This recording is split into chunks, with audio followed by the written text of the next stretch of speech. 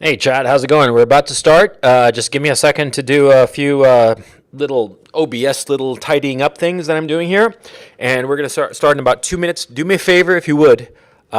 Hit 1 if you can hear me, and hit 0 if you cannot. I'd very much appreciate it. Yeah, I know, Peter. I should have some social media accounts, but they're all fucking gay as far as I'm concerned. You guys hear me? 0. Tubba Lizards, you can't hear me. Damn, Tubba Lizard, that sucks. But Peter can hear me, and Nia Cancro can, and Omni can hear me. Hephaestus can't. Space Jew can't. Silent Gameplays can. Yay, Silent Gameplays. Tybalt can hear me in California. Fucking A. The power of the internet. Yeah. Grab it and growl. Slinger of the Truth can hear me, but Hephaestus still can't. MGTOW HD can hear me. Nick's Beltsprout can't. Damn. Okay, guys, I'll be with you in just a second. Like I said, let me tidy up this OBS shit. 2 minutes tops, and we'll get right to it. I got notes and shit, so it's going to be a very tidy stream, okay? So be patient. 120 seconds. Be right back.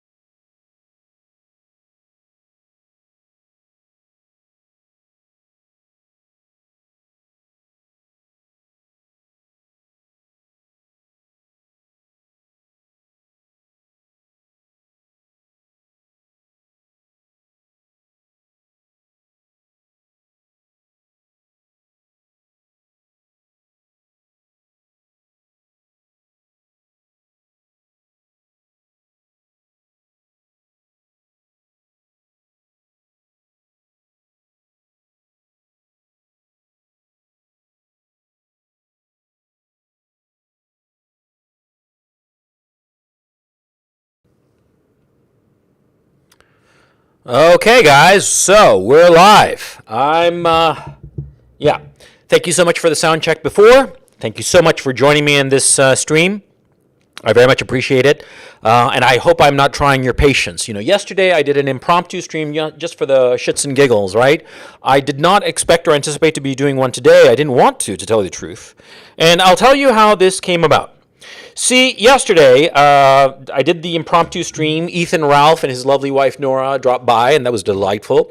And Mauritian Struggles, my paisan, my main man, he is aces in my book. Mauritian Struggles is a young man whom I'm incredibly fond of the guy. I think he's going to go far in life. He's just aces in my book. He's one of the first people that I got to be friendly with on YouTube back when my channel had, just double-digit subscribers. And I'm saying this as a preamble because this is an apology, a heartfelt apology from myself to Mauritian. And let me explain why. Because, we were shooting the shit yesterday, and it came up that Sargon had done this video about incels. And I was like, what the fuck? Neckbeard himself doing a fucking video about incels. He doesn't know what the fuck he's talking about. He doesn't know anything about women. And Mauritian thought pretty much the same. And we started watching it a little bit, while we were, after the stream had ended, yesterday's stream, we started watching a little bit of this video, but it was late as hell where I was. And we started like really getting off on it. So we decided, hey, we're going to do a video together, Mauritian and I. And so we scheduled it. We made it happen. We did a 2-hour recording. And of course, I was the moron in charge of the tech.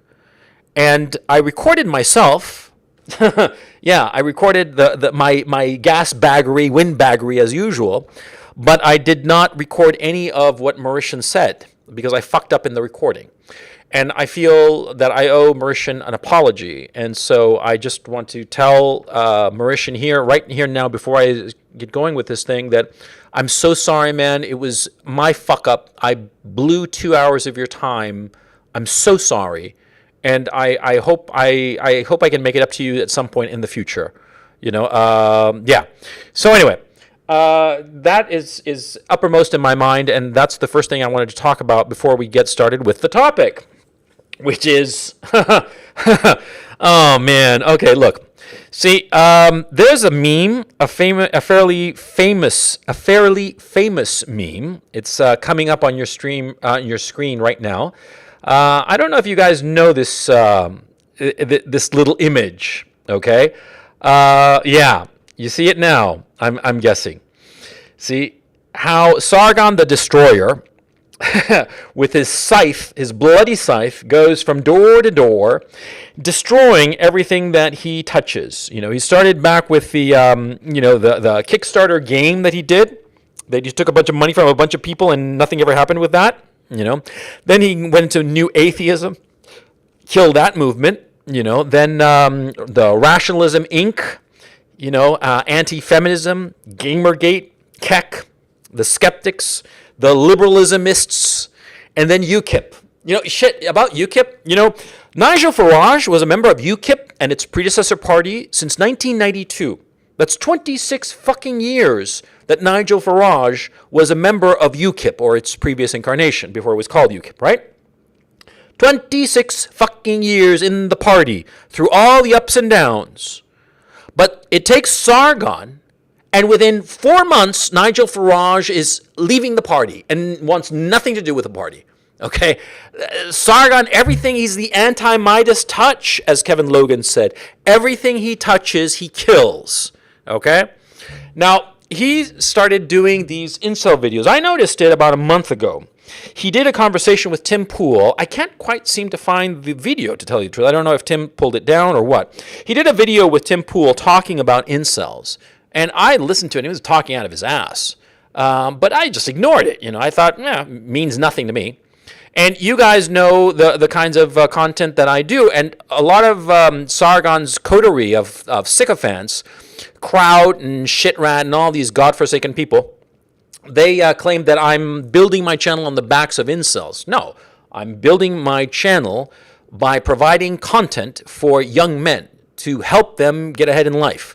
Practical, actionable information. And, Sargon here is doing this video. This video he does called, advice for incels. Here, I'm putting it up right now. This is the video, and we're going to watch this whole fucking video, okay? We're going to watch this whole fucking video, and I'm going to, it's only 11 minutes long, and I'm going to periodically stop it and discuss those particular points. But during this conversation, after this video, we're going to watch this video, but afterwards, this is what we're going to talk about. We're going to talk about Sargon, because he's setting himself up as some sort of expert on women and, giving advice to incels like he knows what the fuck he's talking about. He doesn't know what the fuck he's talking about, and he has no business talking about any of this stuff. Because let's talk about a few facts about Sargon. We're going to be talking about the fact that Sargon is, for all intents and purposes, a beta male cuck who's raising another man's kid. He is a cuckold. He is not a man to be taken seriously insofar as sexual dynamics of men and women are concerned. Number one. Number two, I have first-hand knowledge of his interactions with women, and they are uniformly catastrophic. I have this first-hand information from multiple women who have interacted with Sargon of Akkad, and I will go into detail about these interactions with women that have proven, that beyond a shadow of a doubt, that Sargon doesn't know what the fuck he's doing insofar as talking to women. He can't even talk to them, literally. And I'll get to that in just a moment, as like I said, during this stream that we're going to do. The other thing I want to make it clear by showing that meme, right, is that Sargon goes from movement to whatever he thinks can generate views and subscribers. Now, I've been doing my content from the get-go since April of 2017, and it's been one line. And my name is Coach Red Pill, and you all know that I fucking hate that fucking name. I think it's cringy as fuck. But it helps me to stay on point. That's why I picked it, because I know what the fuck I'm doing. I know who I am talking to, and I've been consistent insofar as my message and my audience from the get-go. But Sargon of Akkad, what does he do? He goes from movement to whatever he figures can get the clicks, can get the subscribers, get the ad revenue, and he milks it dry and fucks it up with his half-assed bullshit. And we're going to watch this video, and I'm going to show you the half-assed bullshit that he's spouting, which when you listen to it and sort of like listen to it in the background, it sort of seems all right? It doesn't seem that wrong. But then you start paying a little bit of attention to it, and you start to realize that it's so much bullshit from a man who does not know what he's talking about, okay?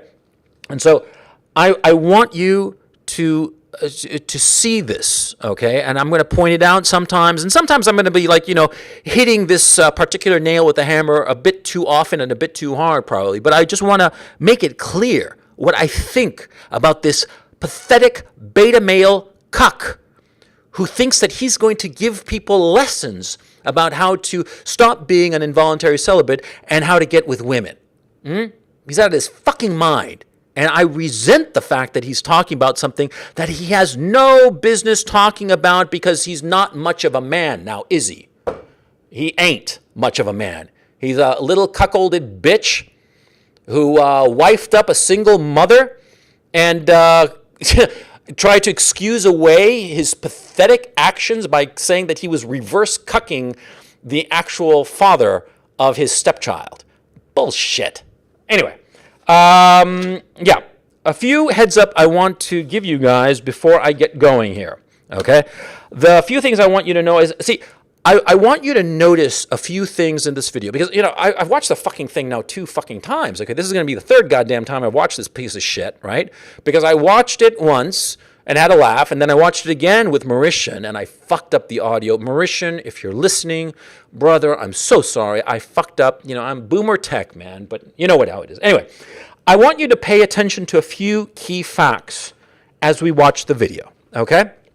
I'm going to let the video run for a minute or two each time. It's only 11 minutes, so, I'm not going to try to interrupt it much. I just want you to, I'll just interrupt it a few times just to go over a few of the salient points that he makes. But before that, I want you to notice the following general points about the video. Number 1, you're going to notice that Sargon's insecurity on this topic is evident. I mean, he's nervous, he's fidgety, he doesn't know what he's talking about because he is clearly out of his depth. He's trying to set himself up with the incel community. In point of fact, he confesses, or I think it's a confession, that he goes through the incel message boards, to try to understand them, quote unquote. Okay, I never go through any of those message boards because I don't need to, because I know what it is to be a man. And I have enough humility to recognize that during different times of my life, I went through the same thing that a lot of involuntary celibates went through. So I don't need to go to some message board. I can just remember when I was fucking 16 years old, right? Anyway, he's clearly out of his depth, and you're going to notice it. And, notice every time he smugly chuckles, okay? It's to hide his nerves. And by the way, I want you all to play a drinking game, and the drinking game is as follows. See, every time he smugly chuckles, take a shot of hard liquor, okay, like a man, right? Take a shot, okay? If you're sober by the end of this 11-minute video, you deserve a fucking prize, okay? Because I don't think that even a man with a hollow leg can stay sober with that many smug chuckles in this 11-minute abortion of a fucking video that he makes. Anyway, You're also going to notice something else, his insecurity about the topic. And whenever his insecurity really starts to peak, when it's cresting and it's like a wave about to break and he's about to lose his nerve, he starts talking about himself in order to gain sympathy. Pay attention. Notice that he will start to say that, because looks are going to be a big thing in this video. And he's going to start talking about himself and say, well, I'm not a very good-looking man, although I'm a little bit better looking now than I used to be. But, he's phrasing things and talking about himself in order to gain sympathy from the audience so that the audience focuses on him instead of the bullshit claptrap that he's trying to peddle. That's what he's fucking doing, okay? It's a blatant plea for sympathy. Like a little beta faggot, passive-aggressive bitch boy, soy boy, loser that he is. He's like, I wasn't very good looking, but, please love me, and don't look behind the curtain that my arguments don't make any fucking sense. Fucking moron. And, you're going to notice something else, that all of his pronounces are these vacuous pronouncements, like I said before, that when you just sort of like listen to them without really paying attention, they seem all right. But when you like scrutinize them, for just a little bit, they're incoherent. They're in cases there are contradictory. Okay, it's just an embarrassment. But the thing that bothers me is that this is a cynical ploy to garner a new audience, to get a new audience to be his pay pigs, to get a new audience so that he can milk them.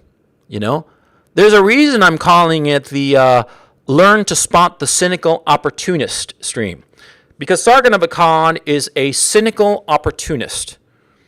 He is a man who will, say anything, do anything in order to get views, get an audience.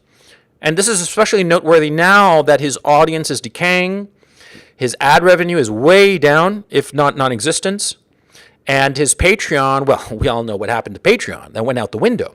See, Sargon has been criticizing me and saying that I was building my channel on the backs of incels. That's what he has said and his coterie have said.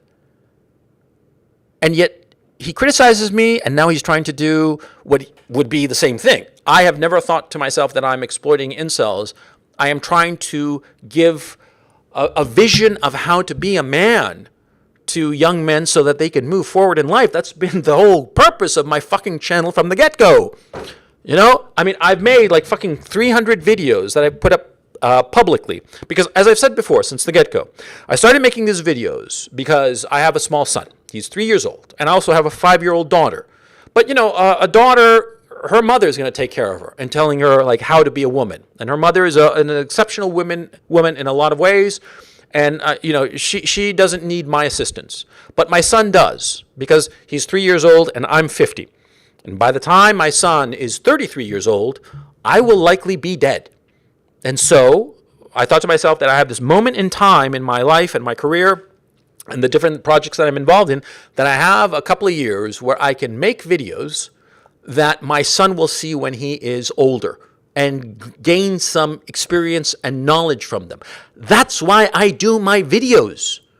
And the fact of the matter is, I've made 300 or so that are public, but I've made an additional 70, 80, I believe, that are private, just for my son. They are identical in format and functionality as the public videos. The only difference is that they are about a private family information that I want my son to hear from me, the horse's mouth, if you will, but that are private. They're family matters that have no business being aired out in public. But I want my son to be able to see these videos when he's older. And so I'm just emphasizing this to make it clear my goal. It's because of my kid. Because my kid, I love the little guy. And, the fact of the matter is I recognize that by the time he's old enough and really needs my advice as a man, like I said, I'll either be dead or I won't have most of my marbles in place. You know what I'm saying? And so this is like an insurance policy. That's why I'm doing these fucking videos. And the proof that my motivation is not cynical is because I have these 70, 80 other videos that I've made that are about things that, the only people on earth who are going to give a shit about it are my son and myself, nobody else. And that's why I've made them. And they're set aside, of course, and all the rest of it. But this cynicism on the part of Sargon, I find despicable. I really, really do. It just really bothers me because this son of a bitch, this cuckolded loser, soy boy, neckbeard loser, has accused me of all kinds of things over the years, right? Because I have his number down. I know who this guy is, And so I want to do this stream, and I'm sorry if I'm hot under the collar. I'm sorry if I'm not being like all, polite and shit and being all like cricket, let's play Queensberry's rules. But fuck Queensberry's rules. Let's take out the knives and stick them in. You know what I'm saying? Yeah, let's slash and burn. Let's do some damage. You know what I'm saying? And we're going to start off this damage with the words of Don Sargon himself, the stepfather-in-chief. Loser. Coffee is good. I've gone through my notes here, so let's start this shit. Okay, hang on a second. Sorry, guys. I know I'm a little bit. Fuck it. You guys know me enough to know why I'm upset, and so let's get to it. Okay, here's the video. Let me just unmute this bad boy to make sure that it plays. Okay, and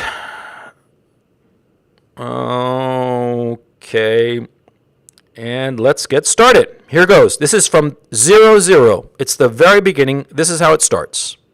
So I thought I'd do a thing just talking about some, I guess, what I'd say is worldly advice from an older man to younger men to talk to them about their fear of not getting laid, I suppose. Because I tell you what, there is a lot that older men can teach younger men on this subject, and I wish that more would, to be honest. Like, there is a great deal of worldly wisdom that really does need to be passed down, and I think that I have got the grey hairs now to say that I've acquired some of it. So I'm going to roll up my sleeves. Right, boys, let me tell you about women. Okay, so that was the introduction, right? We're at 0 and 43 seconds. That was the introduction, and notice what I said before in the heads up. The insecurity, the tentativeness, because he knows he's walking on shaky ground. He doesn't know what the fuck he's talking about, okay? And so he's nervous, he's like this, that, the other, and he's not getting to the point, and he's smugly chuckling. The smug chuckle, that's his nerves. That's the tell that he's nervous. He doesn't have a strong hand. He's playing poker, but he's all bluff and bluster. Yeah, so what? I'm behaving like Andrew Briggs says, you're a grown man and you're behaving like a high school girl. Fuck off, Andrew Briggs. I don't give a shit. I'll act as I see fit. God damn. Ugh. Anyway, sorry about that, chat. Let's move forward. So, seriously though, it sucks if you're not good looking, right? I know this because I'm not good looking. I've not been good looking my whole life, and there is a definitive, and I think probably scientifically demonstrable advantage to being good looking. However, all is not lost, even if you are the guy on the left here and not the guy on the right. Because women are honestly not very visual creatures. Women respond to behavior, primarily beyond anything else. And you can see this because their favorite books are rape fantasies. Okay, so what's he saying there? He's saying that don't worry about not being good looking. Women don't care about good looks, and you can tell that they don't care about looks because their primary erotica is rape fantasies. Now, none of that logically follows. That doesn't make any sense at all. And it is trivially true that women don't care that much about looks. They care about confidence, but that's actually not quite accurate. There are different stages in a woman's emotional development where she does care about looks, specifically when she's young. When she's a teenager, just out of puberty, 14, 15, 17-year-old girls, they care about good looks. And as the girls get older, they start caring less about good looks and more about other qualities, intangible qualities. And that's why a lot of gorgeous women in their early 20s wind up with fairly ugly guys, because they don't care anymore. And it's why, of course, young girls, 14, 15-year-old girls, they love the pretty boys like the Logan Paul or Paul whatever the fuck, the Logan brothers, Paul brothers, whatever the fuck they're called, or David Cassidy when I was growing up. They love the pretty boys when they're very young. When they get older, they grow out of it. Okay, so it's an emotional development thing. It has, nothing to do with women as as an ongoing thing. And why am I bringing this up? It shows that on a conceptual level, Sargon of Akkad has no idea why women like men. And this is a key insight I want you to get. He does not understand women at all. He has no fucking clue what makes them tick. And this is going to become more apparent as we watch the video. Hey, I don't buy these books. It's women that buy these books. What they're attracted to is masculinity itself. I think, in my opinion, they're attracted to the physical act and the motions. The fact that they are being acted upon in many ways is the more attractive thing to a woman, I have found, in my experience with dating women. I've had a lot of girlfriends. Okay, that last line, he's dated a lot of women, bullshit. I would not be surprised if he's had not more than 3 or 4 women in his life sexually, and that all 4 of them, or 3 of them, were pity fucks. Yeah. No, he has no idea, but that's besides the point. What's interesting is that he says that, what women respond to is masculinity, which is sort of like true, but he never defines masculinity. He has no idea what is masculinity, what makes a man a man. He doesn't have a clue. I will give you a reason why in just a little bit. I've actually made videos about it. But the thing is, see, he is referring to masculinity and positing it as the thing that women are attracted to without giving any kind of, even vague appreciation or vague definition of what it is. It's just posited as this random quality that women like. And how you get masculinity and maleness, that's for the sages, apparently. And it's not, by the way. It's very simple, and like I said, I'll discuss it in a moment. But again, notice how he keeps saying, in my opinion, I think, that's what I've experienced, insecurity. He doesn't know what he's talking about. He doesn't have a coherent intellectual framework insofar as the interaction of the sexes is concerned. Because, like I said, and I posit this, he does not understand women. He has no clue what drives women. No understanding whatsoever. And like I said, you're going to see a contradiction here in just a little bit that's very amusing. Let's continue. My life, because I'm quite old and I've only been married for a few years. So I'm pretty certain that this is... it's more women than not would prefer a man to be manly, physical and active than be a soy boy, frankly, and a weak, passive male feminist. And I think that this is primarily the reason why male feminists have real trouble getting girlfriends, unless they're pretty boys, like the guy on the left, the guy on the right. But Elliot Rodger was a pretty boy, and I bet his behaviour was fucking passive, but it's fucking pathetic. So, okay. So let's stop right here and discuss what he's saying. He's basically saying that women don't like passive men, which is accurate again, but it's like a truism, like the sky's blue. Women don't like passive guys. Women don't like soy boys. Yes, this is accurate. Although in certain contexts they actually do prefer soy boys. But again, it's something that Sargon doesn't understand because he does not have the conceptual framework. He doesn't understand how the sexes interact. He does not understand that women change over time, and women's desire changes over time. Because of course, he doesn't understand the basic idea, the basic structure of the relation between the sexes, and that is quite simply, you see, a woman bears a child. And when the child is born, the infant is helpless. Consider other mammals, say whales or giraffes or even other primates, right? When the infants are born, they can navigate in their environment. A giraffe is born and within seconds it can walk. And it can walk and it can feed itself. Ditto with bears, ditto with whales. When a whale calf is born, the calf can swim right away and follow his mother, no problem. But a human infant, because its skull needs to develop more outside of the uterus, because simply a woman's body is not sufficient to allow the child to have its head grow so much, the child is born semi-embryonic. It cannot walk. It cannot feed itself. It can't do pretty much anything. It's, like I said, semi-embryonic. It needs to develop outside of the womb, and therefore, who cares for the infant? The mother, the woman. And so, on an evolutionary basis, women have developed to need a man to provide the resources. Because you see, a woman cannot both care intensely for the infant as she must, and at the same time gather the resources necessary, specifically the calories necessary, to feed the infant. You see, because feeding an infant, a growing infant, a month-old child, a 6-month-old child, insofar as breast milk is concerned, it's calorie intensive.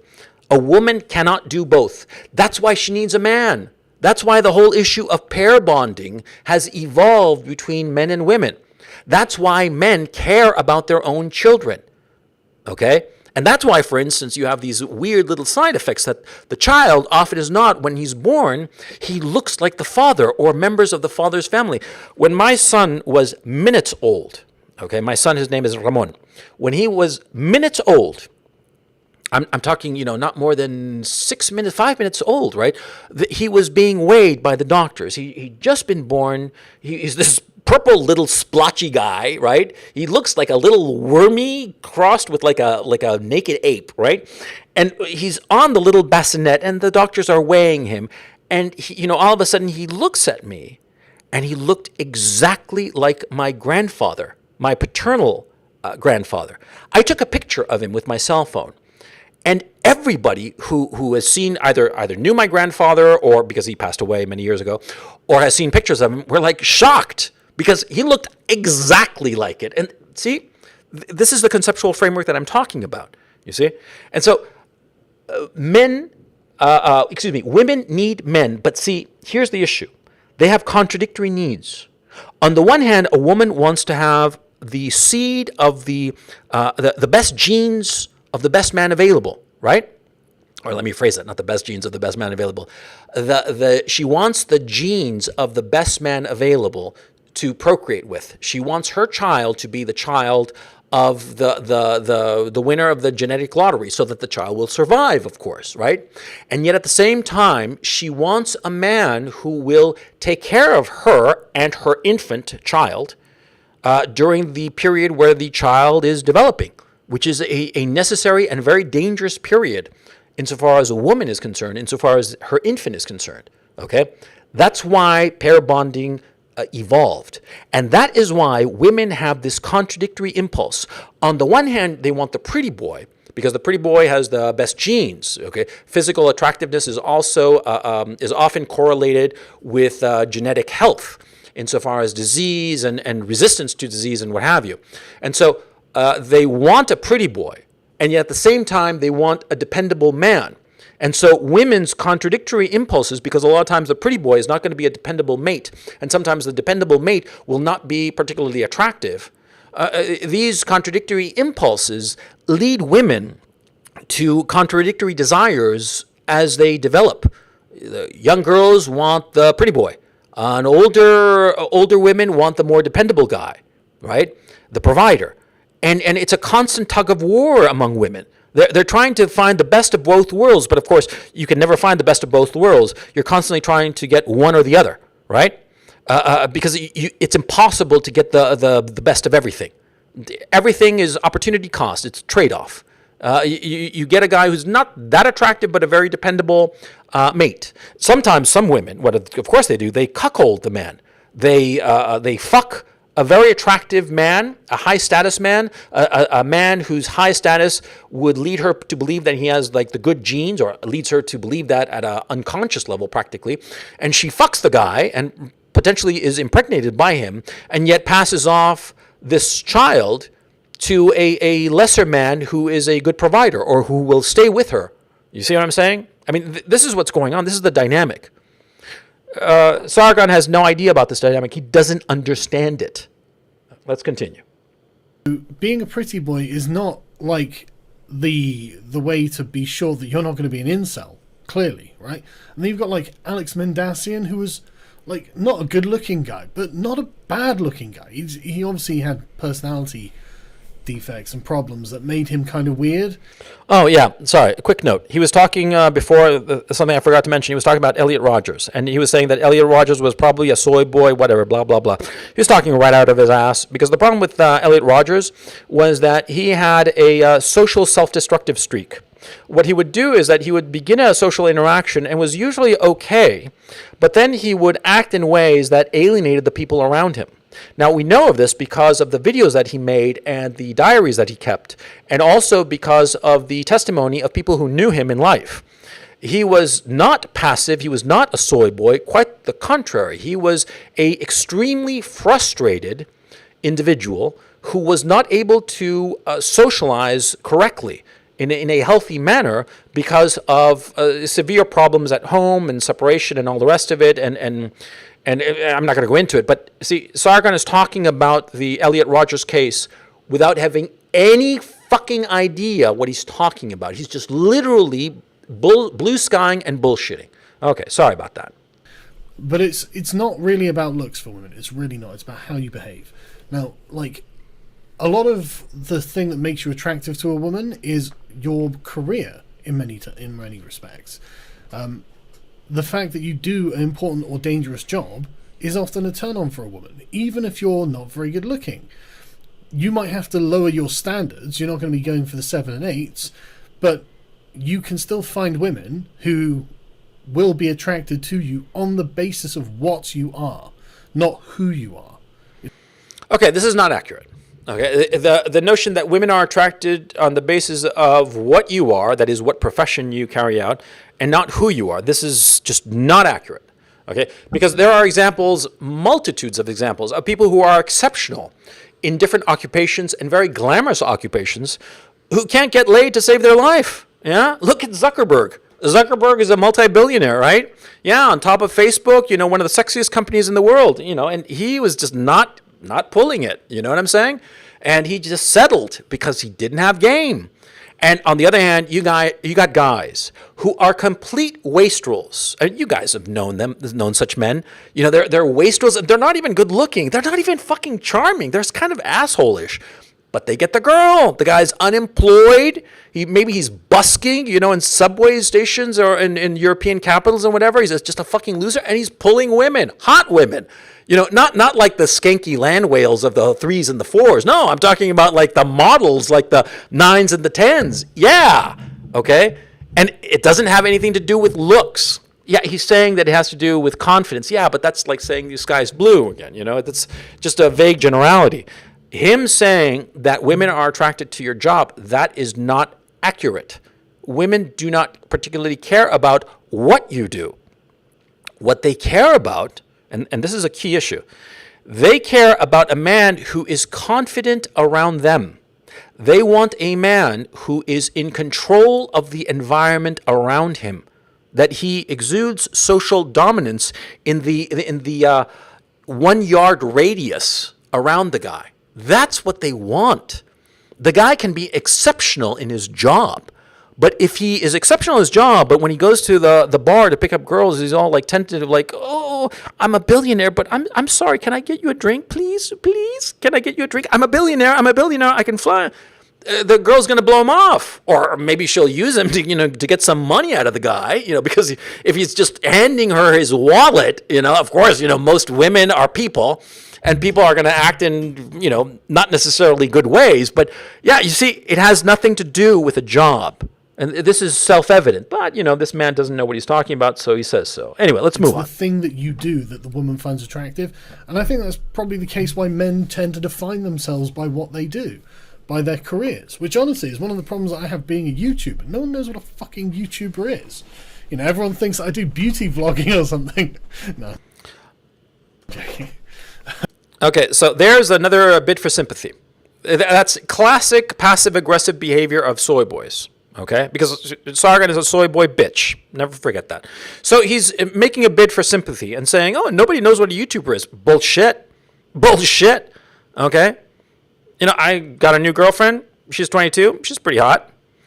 She heard I was like a name on YouTube. Her eyes went like fucking saucers. Yeah. They all know what a fucking YouTuber is. A lot of them want to be that, right? Him claiming that they don't know what a YouTuber is, bullshit. You know? Yeah, it's a lie. But it's a naked bid for sympathy, a passive-aggressive little move. Like, oh, poor me, and because what he's saying is bullshit, okay? That's the thing. It's a cover, a bid for sympathy so that you ignore the fact that what he is saying is completely false. Let's move on. But so yeah, don't. Oh, by the way, there was another smug chuckle there. Chat, do me a favor. How many smug chuckles do we have? I'll wait for chat to catch up because I'm really curious about this. Thanks, David. David sent me $10. Really nice of you. No comment, David. Man, I'd be happy to say whatever you want me to say. Within reason. Okay. But anyway, guys, chat. How many smug chuckles? And how many of you have been keeping up with the 3, 4? I'm saying 3s and 4s. 3 and 4. I'm counting 5 so far. Too many. You're drunk, Kinesis, man. I'm disappointed, Kinesis. You're drunk that fast? Damn, man. I think that makes 4. Okay, well, let's just say it's 4. We're 4 at, let me tell you, it's at the 341 mark, so 4 so far. Kinesis, son, you disappoint me. Only 4 drinks and you're wasted. God damn it. How big were the drinks at least? I mean, was it like a little shot glass or like the whole goddamn thing?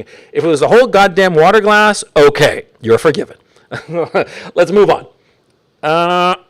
Don't worry excessively about your looks. Honestly, there are women out there who have a distinct fetish for sort of rough and unattractive looking guys.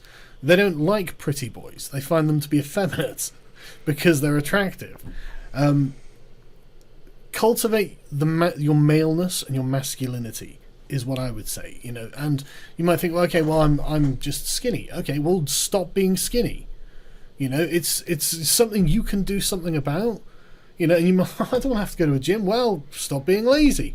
Don't necessarily go to the gym then. Get a job that's difficult. Get a job fucking lifting something.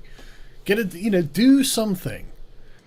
Okay, so in this whole passage, which lasted roughly a minute, you notice that he's basically not saying anything. He's just blue skying and bullshitting. He's saying, do something. And that could be applied to him. He's just saying, do something and develop your masculinity. He keeps saying, develop your masculinity. Okay, I have a video called What It Means to Be a Man. And basically in that video, I tell you exactly what it is to be a man, what it is to be masculine, what it is to be a male. And it's very simple.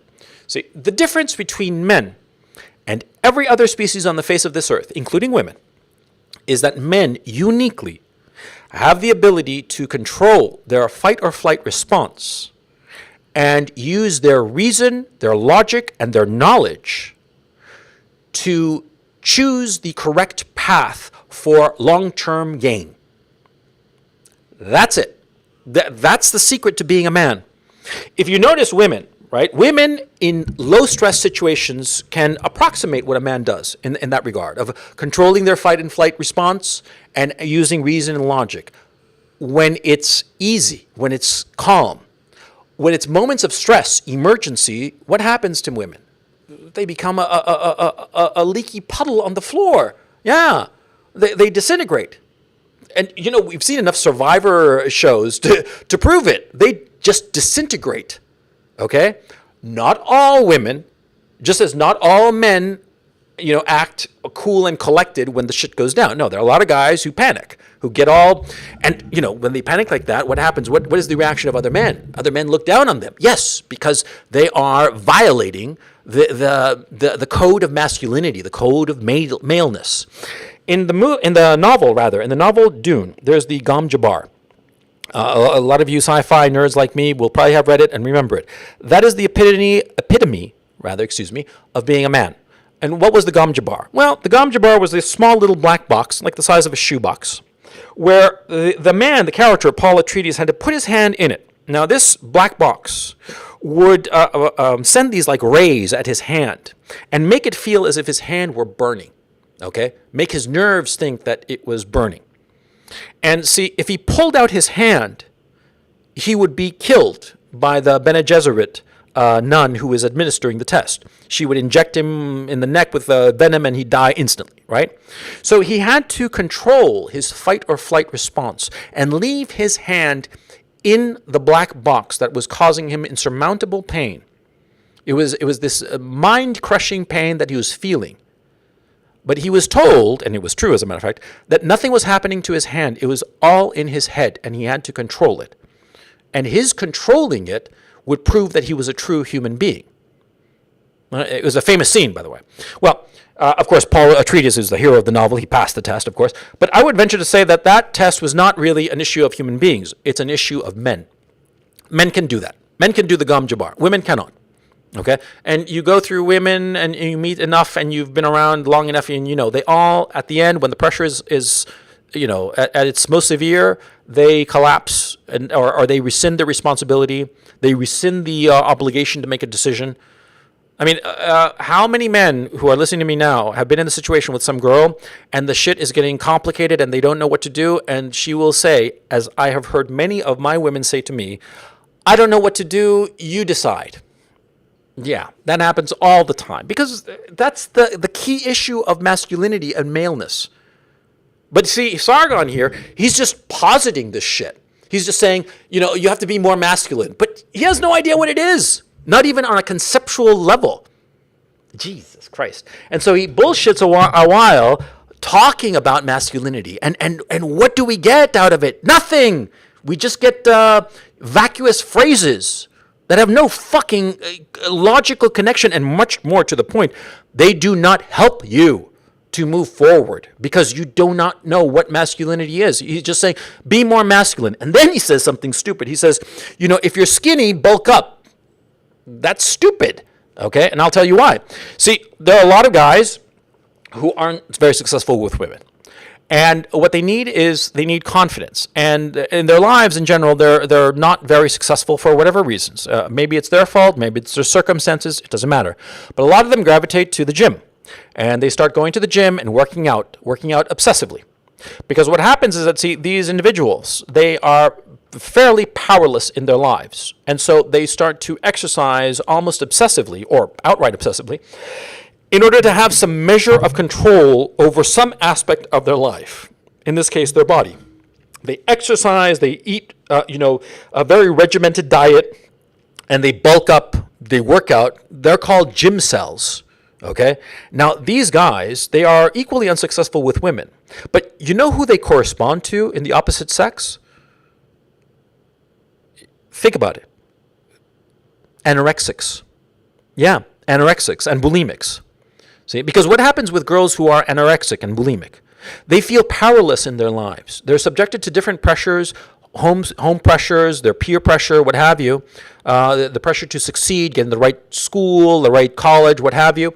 And so they feel so powerless in their lives, so they start trying to exert some measure of control over the one thing that they do have power over, which is their bodies. And they start to deny themselves food as a way to exercise some control over something in their lives. That's the problem with anorexics. And on the flip side, on the male side, that's the same thing with guys who go to gyms obsessively. They feel powerless in their lives. They want a measure of feeling of some control over something in their lives, and so they start working out obsessively. They gain confidence insofar as working out. Sure, I mean, they could probably lift a barbell that weighs 1,000 pounds or whatever the fuck, right? Yeah, they could probably snap my neck with, like a twig, probably, yeah. But they can't get girls because, see, they don't know how. They don't have game. See, and here Sargon is saying, well, if you're skinny, bulk up. Okay, fine, bulk up. Go and start eating a lot of protein and start working out and start building muscle on you and become like Christian Bale and Batman, right? How is that going to help you with getting girls? It ain't, okay? Like I said before, there can be guys who are extremely successful insofar as their business is concerned, their occupation, their career, and what have you. But does that translate into picking up girls? No. Because, see, being competent and capable in your job, being a very big bodybuilder, whatever, does not translate into picking up women. You ever see Pumping Iron? The movie with Arnold Schwarzenegger and Lou Ferrigno? This was like I think it was the 72 Mr. Olympia, right?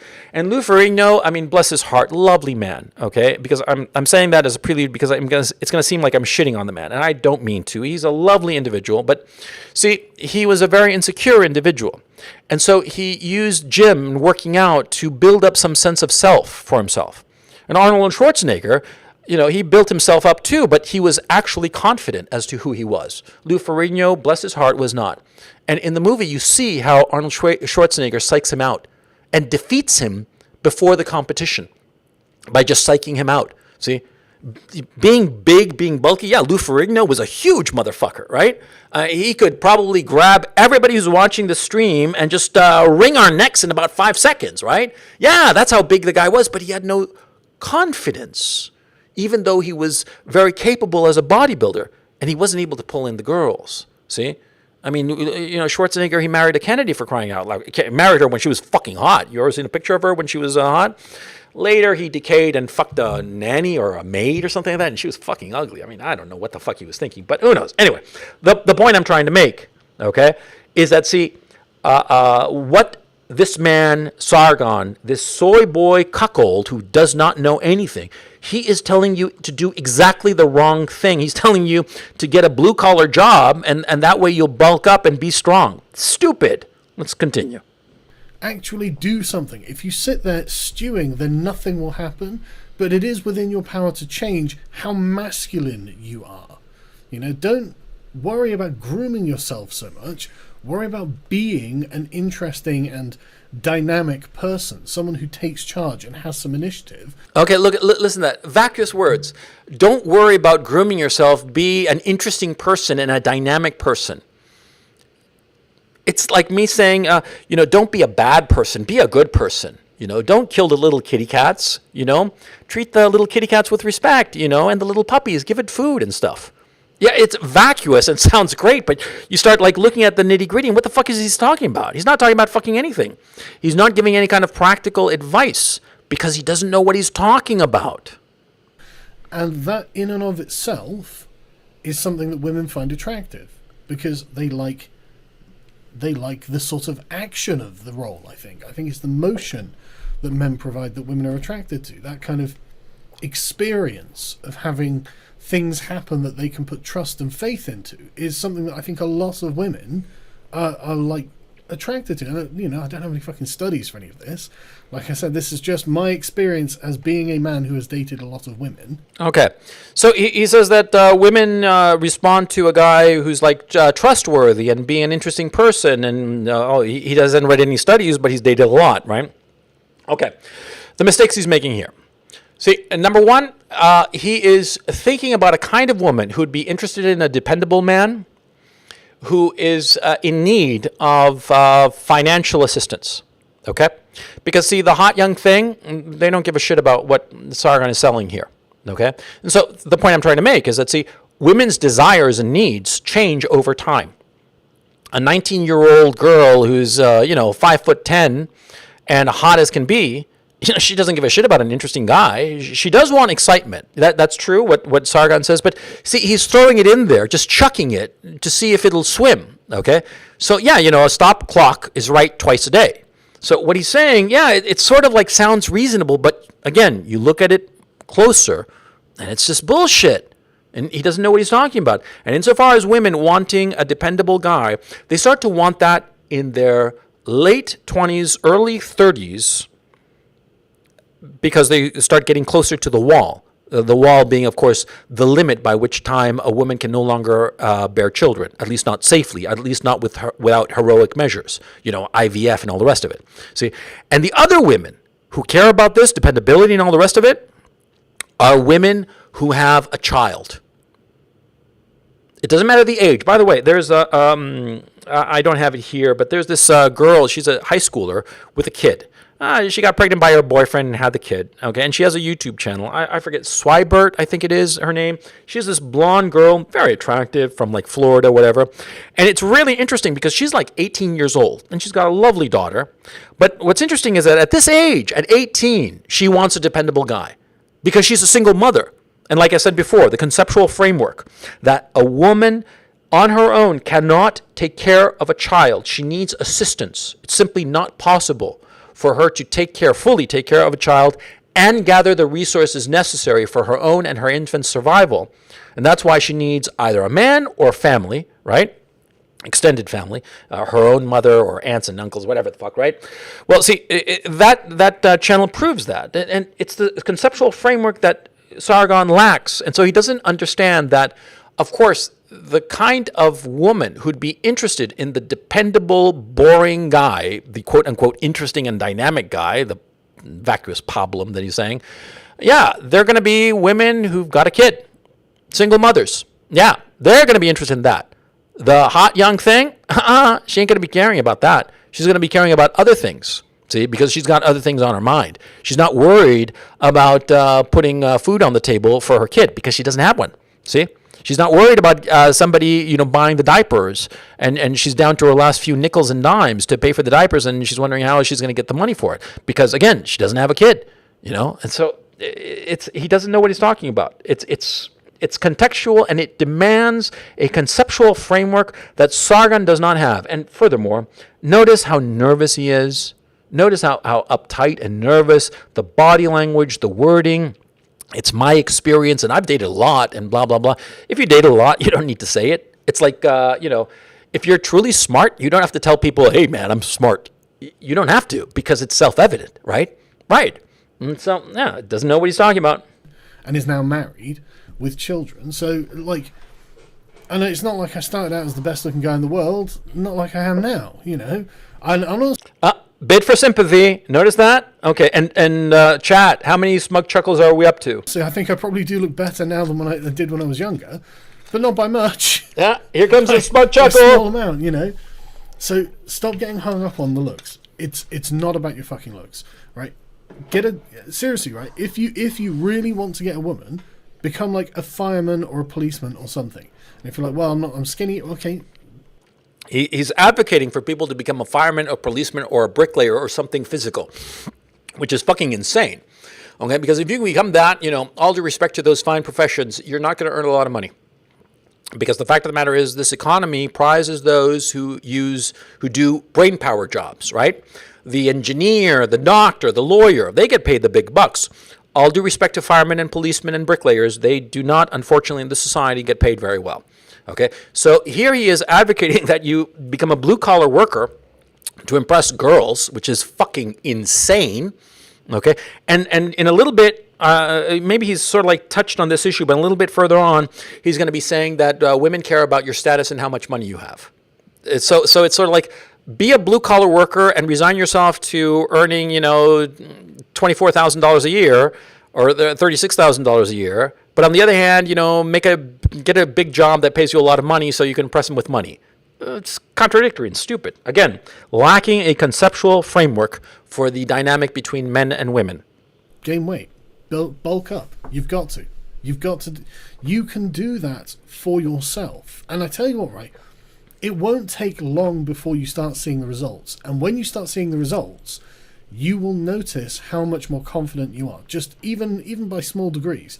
And before you know it, you focusing on something else will draw women to you.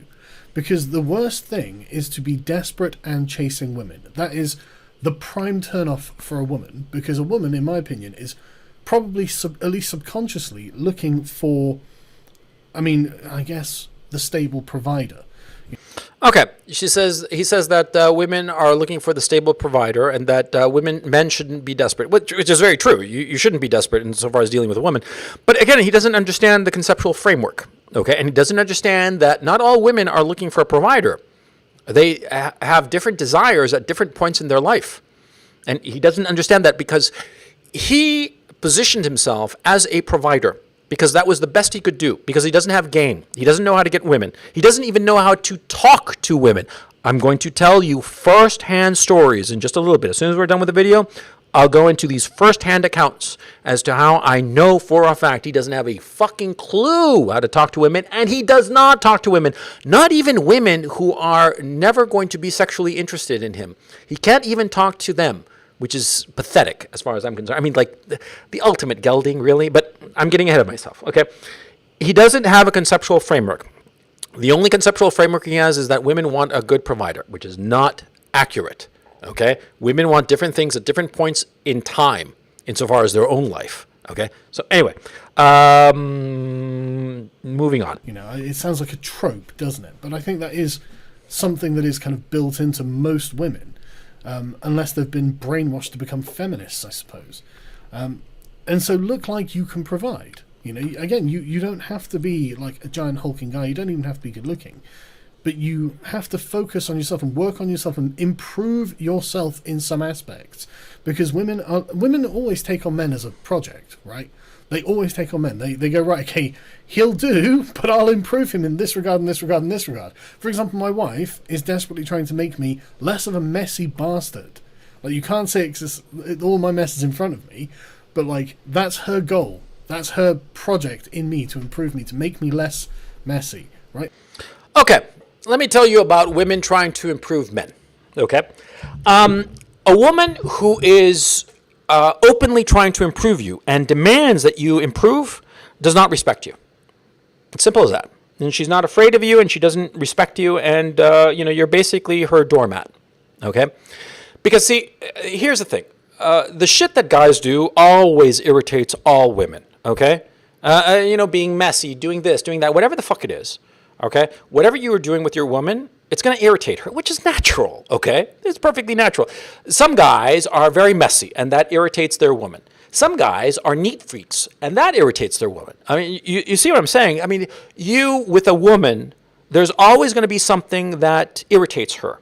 It's perfectly natural. Okay, there is no woman alive who is, totally fine with everything that a guy does. If she is, then she's a gold digger. She's just playing with you and just saying pretty lies, and it's not the truth. A woman who truly loves you is fucking irritated by a whole bunch of shit that you do. Okay, but see, here's the thing. See, a woman will bitch and moan and complain about the little irritants, about this and that, the other, right? But see, a woman who respects the guy she's with, she'll annoy him, and what will the guy do? He'll ignore her, and she'll know that, she's not going to change him. He'll just blow her off. And by blowing her off, you know what he's signaling? He said, baby, yeah, fine, yeah, this annoys you, but don't get, uppity with me, or I'll just cash you in and get a new girl, a better girl, one who doesn't annoy me this way. That's what he's saying, okay? A woman who successfully badgers a guy into changing his attitude, his behavior, she owns him. His balls are in her purse. Yeah, that's the truth of the matter. A guy who's like, oh, yes, dear, I'll do exactly what you say, baby. I'm sorry. He's gelded, for crying out loud. He's a loser. And Sargon saying this shit about him and his wife, a naked bid for sympathy, right? To cover over the fact that he's just spouting so much bullshit. Right then and there, he is saying that his wife has the pants in the family.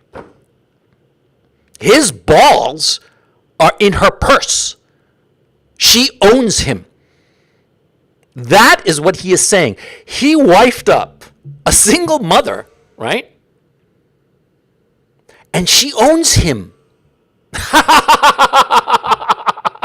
That is just some, man, that is just fucking funny. Oh, man, that is just hilarious. But see, the confession of the guy, because, again, he doesn't have a conceptual framework. He doesn't understand how men and women interact. And so he's spouting this bullshit, this empty, vacuous phrases, and then he's doing this turnaround. I annoy my wife, and she's constantly telling me to clean up, and he's admitting that he does it. Right? What does that tell you? Okay, let's move on. Women are forgiving of faults as long as the direction is correct, and you have to be heading in that direction. But if you're sat there on a forum whining that you're ugly or your weird face or something, that's not you improving yourself, and that is unattractive to women. And then obsessing about women all day, every day, that's massively unattractive to women, because you don't look like you're going somewhere. You don't look like you're succeeding. You're not going to be a winner. And that's something that I think a lot of women are disappointed in their men about. I think a lot of women take pride in the fact that their men are successful. And why not, And I'm not saying it's not the other way either, but to be honest with you, success seems to not be a factor in most men's decision on who they're with. They seem to look for other things. It's fucking... Okay, so he's saying a bunch of things that, again, that belie the fact that he doesn't have a conceptual framework for what's going on. See?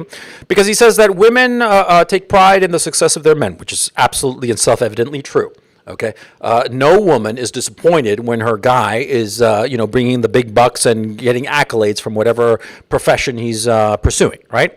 But then he's like saying that, guys don't really care about that, and he doesn't understand that what's going on, of course, is that, see, a woman wants a man. I mean, a woman who has a permanent partnership, a marriage with a man, wants her man to be successful, because if he's successful, she is going to be materially taken care of, so she can devote her time and energy to the kids. Okay. Now, look, I can talk about my own situation, right? My woman, right? She's a stay-at-home mom. Yeah, and of course she's happy that I provide the money to pay for everything, the food, not diapers anymore. It used to be astronomical cost, but anyway, the lessons, the art classes, and the expensive private school, and the whole thing. Yeah, she's happy about that. Of course she is. And what am I happy about insofar as she's concerned? I'm happy that she's a very, very good mother and very diligent at it. And I'm glad that she's hot. Fucking A. Because a woman, what does she want? She wants a good provider. Good genes and a good provider, right? Good genes for the conception of the child, a good provider who will take care of the infants that she has with him, right? That's her biological prime directive. And insofar as guys, what's their biological prime directive? A woman who is a good mother, to take care of the kid, and also that she be hot, because attractive women, by the fact that they are attractive, are displaying desirable genes, okay? Because women who tend to be attractive, it's correlated with the fact that they are more resistant to illnesses and disease, right? Do you know why men like long hair? And do you know why women consistently try to grow their hair long? It's simplicity itself. You see, before, not in the last couple of centuries, but in the Middle Ages and earlier, when a woman suffered either famine or a severe illness, she would lose her hair or it would become severely damaged. A woman with long hair, hair takes a long time to grow, right? A woman who has, hair down to her shoulder blades, that takes a couple of years at least to grow, right? I'm not quite sure, but just posit it, right? It means that for the last couple of years, a woman with long hair has been healthy. A woman who is healthy, what does that mean? That she's got strong, sturdy genes, hardy genes. She is resistant to illness, and she has been fed properly. Nutrition has been good, and therefore she is more likely to be able to bear children. Because women who are malnourished, their ovulatory cycles tend to get out of whack, and sometimes they can actually become sterile, as I understand it. I could be wrong, but from my understanding, they can become sterile because of malnutrition, or at least temporarily sterile during the period of malnutrition. But a woman who has long hair, that is proof positive that for at least a couple of years that she's had that long hair, she's been well fed and no serious illness of any sort.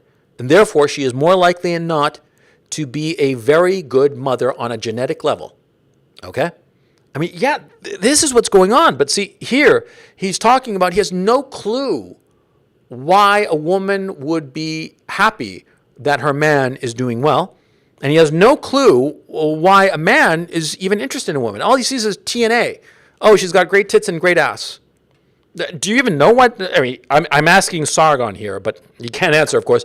He doesn't even know why men like tits and ass. And it's very simple. See, nice shapely ass means that she's got good birthing hips. Yeah, she'll be able to have children and not die, or not have the child die in childbirth. And good healthy tits, it means that the woman will be able to provide milk for the child. And that's the whole reason. It's evolution, baby. It's not complicated. But he doesn't have the conceptual framework for it. Sorry, let's go on.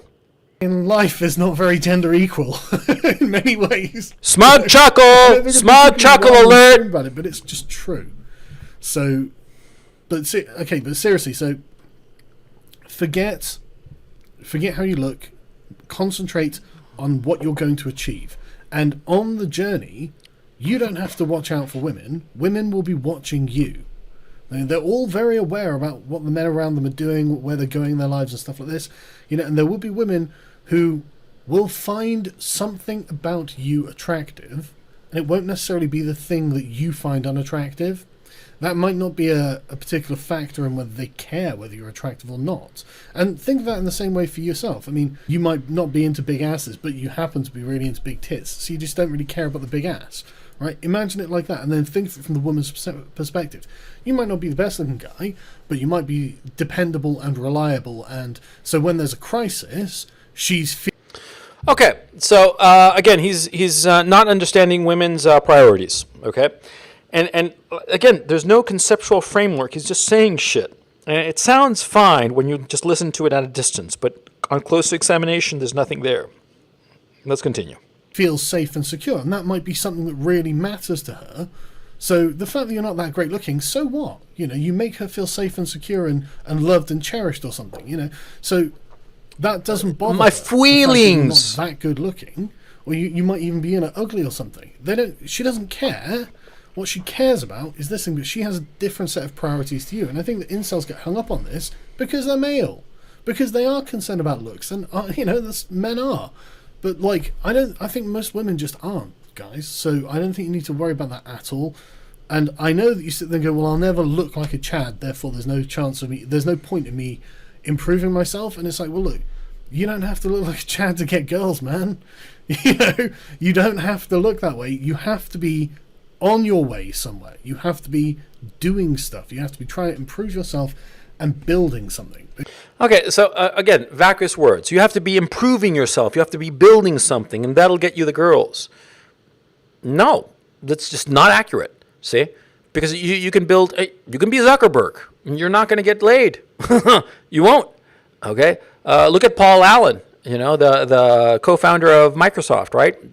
Died alone and probably a virgin, you know? Sorry, I mean, I don't mean to shit on a dead man's grave, right? But likely or not, yeah, fucking billionaire, right? And owned a bunch of like sports teams and all the rest of it.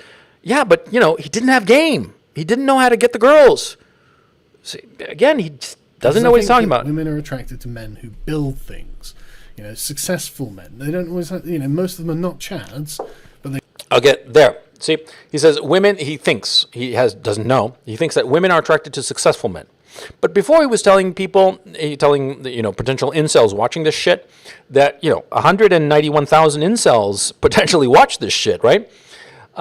He's telling them, you have to be successful, but you can have a blue-collar job and, like, lift stuff, and that'll make you attractive to women. Okay? First of all, deciding on your profession, your path in life, based on how attractive you are going to be to women is just fucking idiotic. Number one.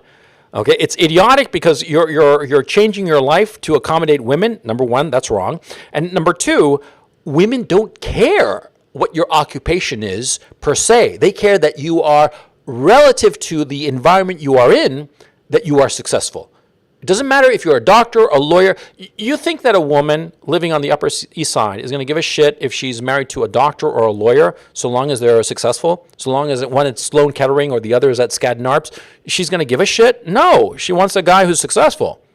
But what he is specifically, doctor, lawyer, garbage man, she's not going to care. If he's a garbage man, but, he owns like the largest waste management company in New Jersey, and he's bringing in, 7 figures a year, she ain't going to give a shit that he's in waste management, because all she's going to be focused on is that he is successful in what he does in his environment. Okay? But, again, lack of conceptual framework. They are really rich and successful, and that's something that attracts women. It's status. You'll be giving yourself status in society. Even ugly guys can have status. I mean, look at Harvey fucking Weinstein.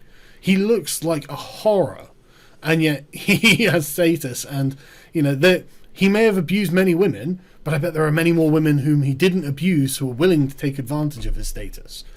Okay, now that is really fucking bizarre. He is taking a guy who is an acknowledged sexual abuser, okay? And even me, who tends to view these sexual assault allegations with a jaundiced eye, even I know for a fact that he was a serial sexual abuser. Everybody fucking knew it who worked in Hollywood, okay? I mean, I worked in Hollywood in the mid-late 90s, right? Back in 95, 96, 97, right? And even I fucking knew it, and I was a fucking nobody in Hollywood at that time. And even I knew it. I knew that Gretchen Mol was on the cover of Vanity Fair because she had made Harvey Weinstein come twice in a row in a single session. I knew that. Everybody knew that, okay? Everybody knew that as a prize, he had given her the cover of Vanity Fair, even though she was a middling to poor actress. Yeah, I mean, everybody knew this. Everybody knew that a famous actress got an Oscar because she gave great blowjobs. She was blonde, just like Gretchen Mol. Everybody knows, okay? Everybody knew it. And he's using that example as an ugly guy who gets the women? Oh, man, that's just fucking stupid. I mean, there are lots of other guys who are not particularly attractive who get pussy. Lots of other guys. They get great pussy. And, yeah, you don't have to be, like, digging the bottom of the barrel and bringing up Harvey Weinstein's name as an example. No! When I've seen, like, incel message boards and stuff like that, it looks like incels effectively just take... Okay. See, right there, he says that he's been on incel message boards, right? What does that tell you? That he's a cynical opportunist. He's been trolling those message boards to come up with the next thing, the thing that will get him the views, the thing that will get him the clicks. That's his only interest in this topic. He does not know what he's talking about. See, when somebody asks me about brain surgery, I don't talk about brain surgery. You know why? Because I don't have a fucking clue about it. See? Him, Sargon, see, if there were views and clicks to be had from talking about brain surgery, he'd say, oh yeah, you just take a saw and just saw off the skull and just open it up and just like start scooping out the brains, and yeah, you'll fix whomever of whatever the fuck they got. Yeah, sure. He'd be talking like that kind of bullshit. I mean, that's his program. He's trolling those message boards of the incel community for no other reason than to figure out this new market and attack it and get the views. Where's the meme? Where's the meme? Where's the meme? Let me just show you guys the meme. There it is. Yeah. Learn to spot a cynical opportunist. That's what Sargon's doing. In that last door there, you should, instead of UKIP, which that's a former door, you guys who are good at the chans, I'm looking at you.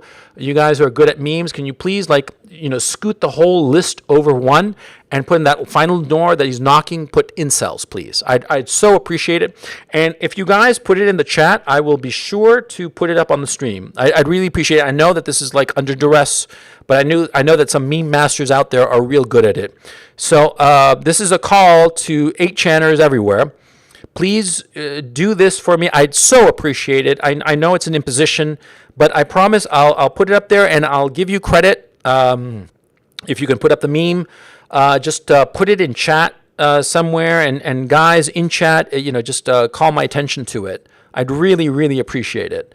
Thank you so much. Appreciate it. So anyway, this is a cynical opportunist trying to garner a new audience, push his channel over 1 million subscribers. He gave me shit, and his whole cabal of little twerps, Shitrat, Kraut, Tonka, all those fucksticks, gave me a lot of shit about the content that I was creating, saying that I was building my channel on the backs of incels. And yet here he is trying to milk the crowd that he was so dismissive of. Yeah. What do you think? You think that was that a decent move or just slimy as fuck? I'll leave that to your discretion. Here's the video. Let's get back to the video. There's only like a minute and 27 seconds left of it, so we're in the home stretch. And then, boys and girls in the chat, then I'm going to tell you about some first-hand scoop that I know about Sargon and women. Oh, yeah. So you guys, you want to stick around for this. How many people are in chat right now? Let me go to the thing. I got almost 700 people watching. Yeah, that's wonderful. Thank you very much. I thought I was just going to be talking to the ether, but it's lovely to be accompanied by 682 people, 681, Sorry to see you go, number 682. But anyway, thank you very much for joining me. And let's finish this, and I will tell you as soon as it's done the first-hand info about Sargon and women. Let's continue. Taking the black pill and gone, right, okay, I'm ugly, I'm fat, I'm useless, I'm unattractive to women, and I will always be so, and so I will not do anything, and I'll get really angry and resentful. And it's like, okay, but it's not all about that. I think it comes from a misunderstanding of what women's actual goals are. And like I said, you're not going to be landing any Stacys, but you will be able to actually form relationships. And if that's what you're actually looking for, then I think you will actually be able to do that. You will get women who are interested in you. So don't just stew into like this kind of pathological self-hatred and hatred of others. I don't think it's very healthy, and it's really frustrating to see when I think there are demonstrable ways out of this hole. Because I tell you what, man, being trapped in that hole must be fucking awful. Really fucking awful. So I think anything that people can do to get others out of that is a good thing. And I'm saying all this. I know I've joked about incels in the past and mocked it, because I'm a mean person. But if I was going to give real advice, this would be it. Like, this would be it. Don't just become hopeless and passive, because I think that a passive man is the antithesis of what a woman is looking for. A woman is looking for a man of action. Okay, that's the end of the video. A woman is looking for a man of action. Oh, man, you fucking cynical opportunist. Ugh. Man, it is just... You guys can watch it at your leisure.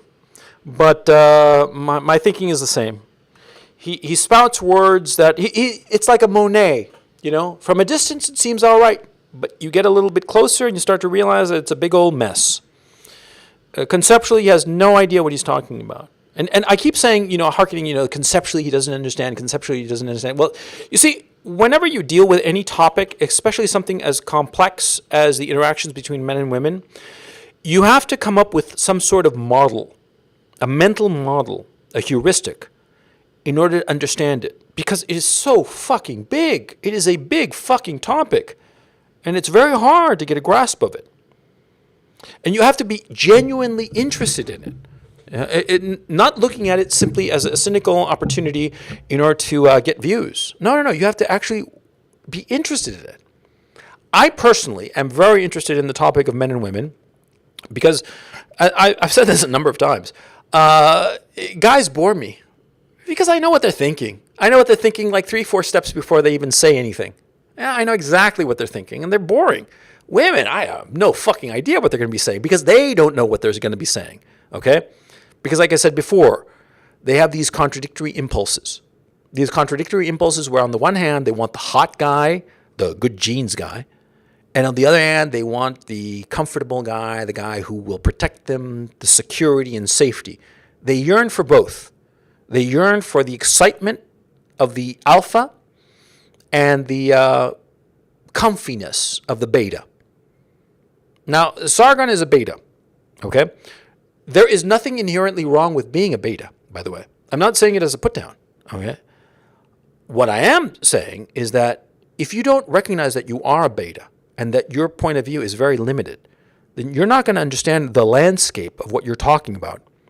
I hope I've shown so far that Sargon has no fucking idea about what he's talking about. Because he doesn't. He talks these words and they seem coherent, but you start paying a little more attention. It makes no fucking sense. He says, you should, if you're skinny, you should bulk up. You should gain confidence, and you have to get a blue-collar job as a fireman or whatever. You'll get pussy, which is obviously self-evidently not true. There are lots of firemen, lots of police officers, and lots of soldiers who don't get any pussy at all. In the conversation I had with Merchant Struggle, he pointed out some very decorated Green Beret guy who's just, badass as fuck, right? And the guy was just a total introvert and didn't know how to talk to anybody, let alone girls. You say boo to him in a social situation, he'd shrivel up. I'm not mocking the man. It happens. It happens that sometimes a man is very, very brave and very, very capable in one arena, and in another arena, insofar as women are concerned, he's a disaster.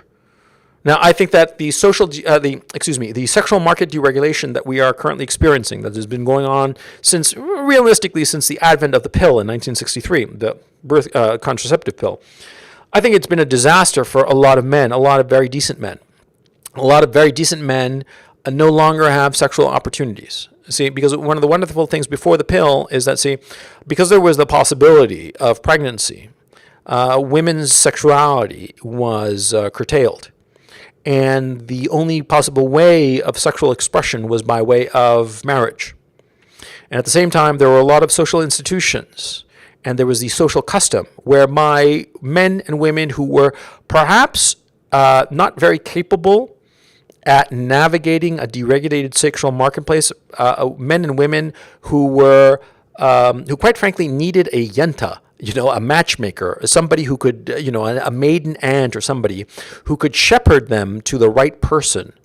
And they made very good matches. There are lots of cases, millions of cases, of men and women who paired up, not because they really felt that attracted to them, but because there was a subtle but very clear societal pressure for them to pair up, because they would make, quote unquote, a good couple. And those couples worked out beautifully, wonderfully, because the adults, the older people, the people in their 50s and 60s, recognized that these two young people, yeah, sure, they might not really get along or even like each other that much when they're young, but as they age and mature, they'll find how much they have in common and how they fit together. Because a lot of times, older people, or people with more experience, more correctly said, people with more experience can tell if a couple is going to make it or not. Yeah. And that they would be happy, because a lot of times the young people who are in it, the rush of emotions and hormones and what have you, they don't really see it. And so before, in the regulated sexual marketplace, where a girl's parents, a boy's parents, his and her extended family, her acquaintances, his acquaintances, they would subtly guide and pressure the young man and the young woman to pair up because they'd make a quote-unquote good couple or a cute couple. And it worked out, even though they themselves might not have been quite sure, but they were given confidence by their social environment. And what has happened with the deregulation of the sexual marketplace, this free-for-all, this Tinder environment, where all that matters is if you think that somebody's hot or not, well, it's been catastrophic for a lot of men, and for a lot of women too, by the way. A lot of women who temperamentally are ill-suited to this deregulated sexual marketplace, they are incredibly unhappy, incredibly frustrated. Yeah, because they don't know how to navigate it. Because there are some girls who are great at going to parties and stuff like that, but a lot of girls are not. And they feel awkward and shy and stupid, and they do not want to go to some smoky club with a loud music and everybody's semi-drunk. They don't like it at all. And these are very decent, wonderful young women. And there are a lot of young men, involuntary celibates and people who are not, but, are not that successful, who, they're more bookish, more introverted, and they need help, but they're not getting it from our society. And that's the reality we have today. And it's unfortunate. But see, all this that I'm telling you is to make it clear to you that there is a framework, a conceptual framework as to what is going on. And it's not cynical. It's in my own case, at least, I can say this with hand to heart, that it's, I find it so sad for a lot of these young men, and it is extremely worrisome for me for the reasons I outlined before. I have a young son, he's 3. When he starts, going out there and potentially looking for a mate, I will likely be dead. And that worries me enormously. Enormously, that he will marry the wrong fucking woman. A lot of people were wondering why I was so vehement in my videos, never marry a single woman, never marry a single mother, never marry damaged goods, never have anything to do with damaged goods. Why was I so vehement on those videos? Never be a stepfather. Why was I so vehement? And a lot of people ask me in the comment section, you, coach, you must have dated some single mother. Once I did. I once, for like a week, She had a bratty little awful offspring, and I dated her for a week. She was very intelligent. She was a banker, very interesting woman, but she was just all fucked up. And after a week of dating her, I was like, no, I want nothing to do with this situation, right? But that was the one time. This was back in 2003. 2003? Yes. Or 2002, perhaps. I forgot. But anyway, the point is, see, I myself had that single week experience dating a single mother. That was the one time in my life. But my vehemence on the topic was not for me. It was for my kid, for my now 3-year-old boy, who by the time he's old enough to see this will be in his, 20s and 30s, and I wanted to make it clear, don't fucking marry a single mother. Don't fucking marry or have anything to do with a damaged girl. A girl with tattoos, a girl who, revels in her sexual exploits, a girl who's, has got like stupid piercings on her face and whatever. They're fucking damaged. More likely than not, she has a fucked up relationship with her father. Yeah. I mean, my vehemence is out of that concern for my kid. Okay. But anyway, you need to have a conceptual framework, and you need to have reasons to be interested in this topic that are not so cynical. So cynical that all he wants is, views and subscribers. And that's awful. And you saw that video. He is a man who is clearly insecure about this topic because he doesn't know what the fuck he's talking about. If I started talking to you about brain surgery, I'd be sounding and acting the exact same way because I don't know fuck all about brain surgery, but I do not pretend to know what I'm talking about. Whereas he does. And that is unforgivable because he's giving advice. He's saying things that do not make any fucking sense, and that will, the vagaries that he says, they're all right because they're vague. And, like, be a good person, be an interesting person. Yeah, sure, right. I mean, like, again, don't kill kitty cats. Yeah, that's easy to say. It's a nice little vague statement. But some of the other shit he was saying, get a job in construction, but then make a lot of money? What the fuck? Oh, God damn it. I'm pouring myself some coffee. I've had a couple of drinks. By the way, chat, I just have to ask, for the official tally, how many smug chuckles did you guys count? I'm going there now. I'm going to wait for the chat to catch up. How many smug chuckles? How many smug chuckles? Oh, there's somebody sent something. I'll check it out. Check it out. Oh, yes! The Chans or whomever came through. I'm seeing it now. The meme. By the way, so how many smug chuckles? Okay, 9. I'm hearing 9. 11 for Commissar Lydia. 420 says Animal Mother. 69 says Bullets for Breakfast. No, serious. No fucking around. 69, 9,000. No, serious. 9, is it 9? I'll wait for chat to catch up. Oh, beautiful. Thank you so much, chat. What am I going to call this bad boy? I'm going to call it Sargon Destroyer 2. And there it goes into the meme file.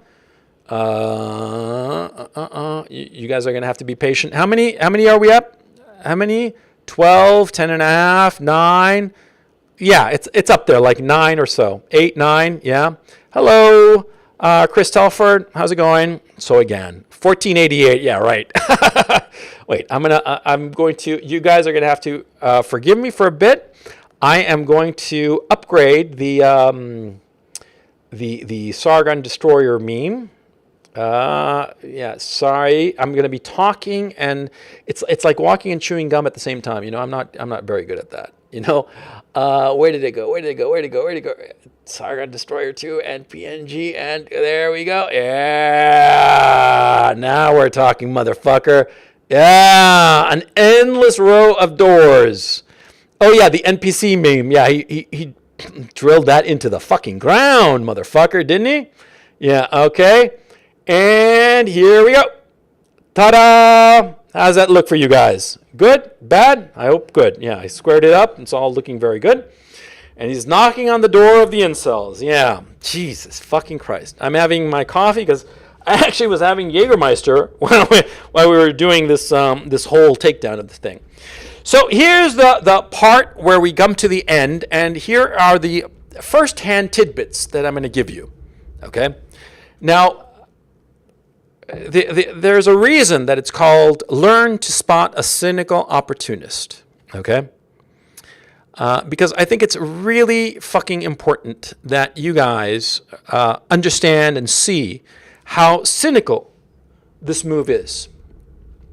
He's a man talking about something he has no business talking about. Okay? He doesn't understand the subject at all. And much more importantly, see, he doesn't understand women. He doesn't understand women. He can't even talk to women. And I'm going to give you two first-hand accounts of this reality about Sargon of Akkad. Okay, so November of 2017. Famously, I went to the park camera store with my then girlfriend at the time. Now, let me describe my girlfriend. My girlfriend at the time, we broke up. Didn't work out. She was, 24? 5'10", skinny, good looking. She'd done a little modeling. She was into photography in a big way. And we were going to this camera shop because I actually purchased a camera bag that was really not suited to what I needed it for. So I wanted to return it and exchange it for a lens that I had my eye on, or part payment of a lens I had my eye on. The lens was rather expensive. And she wanted to get a photography book. So we went. We went to the park camera store on, I think it's called Rathbone Place, just off of Oxford Street. Yes. And so we walk in. And, this was an impromptu thing. I was just like, spur of the moment, walk in. And I walk into the store, and walking directly towards me, because he was going to the back of the store, to another section of the store to see some cameras, was Sargon of Akkad. And we both recognized each other. And there had been some Twitter beef and what have you, but nothing really that couldn't be fixed. This was November of 17, right? Now, at the time, I didn't know it, but he had already knew that Kraut was looking for my docs information. Okay, and I'm unclear as to whether Kraut already had my name or not. This was, I think it was November 12th or November 13th. Well, I can check it right now. I just have to go to my Skype and check it up. But anyway, I met with Sargon and literally bumped into him, and spur of the moment, I invited him to lunch. Because, he's a bigger YouTuber. Sure, so if he can help me grow my channel, why not? But I was interested in him. I was kind of curious about it because, to tell you the truth, I've always been very interested in the kind of people who have successful YouTube channels. They are a unique breed. They have certain qualities, certain characteristics in common that are just very interesting, okay? Because not everybody can be successful at YouTube. And by the way, I met him on Sunday, November 12th of 2017. I'm looking at my my Skype because when we parted after the 2-hour conversation at the restaurant, 2 hours and 15, 20 minutes, something like that, he, without my asking for it, he volunteered his Skype address and told me to get in touch with him, which I did. And we subsequently had a few conversations, hour-long conversations, very pleasant. He's a very pleasant conversationalist. And when we were at this restaurant, we spoke for, like I said, 2 hours and 20 minutes, something like that. Not quite 2.5 hours, but more than 2 hours, okay? Now, the thing is, see, my girlfriend at the time was a woman who was fairly shy, fairly bookish. That's my type, really. I mean, I like the tall, skinny, hot, bookish girls. That's my type.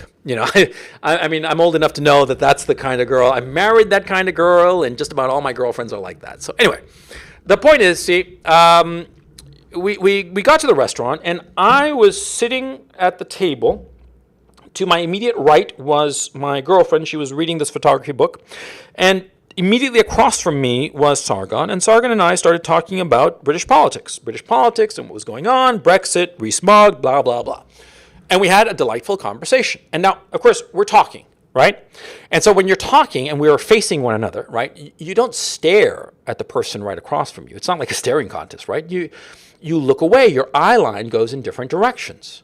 I was looking at him and, of course, glancing at my food. I'm looking at my food as I'm cutting it, and I'm listening to him as I'm staring at my food, or perhaps I'm speaking as I'm staring to my food and what have you, right? This is important. Now, after about an hour, my girlfriend, I started noticing, started getting like anxious. She would like squirming in her seat. She left the table a couple of times. Once, maybe she's got to go pee, right? But more than once, it's like maybe she's having woman problems or what have you. And I asked her, are you okay? And she's like, no, everything's fine. And so I'm thinking, oh, maybe her period started, who knows what, I mean, girls are all weird that way. And she's like squirmy is the point I'm trying to make, right? She's squirmy there. And I have no clue. I'm just having a conversation with this guy. And I could tell that he was curious about me, and I was curious about him. And we're talking, and we talk for 2 hours and some odd minutes. And it's my girlfriend who's like, okay, let's go.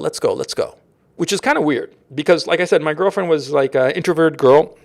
She didn't have a problem just sitting there quietly listening or reading a book or doing something else while I talked. I mean, like I'm a talker. You guys know that, right?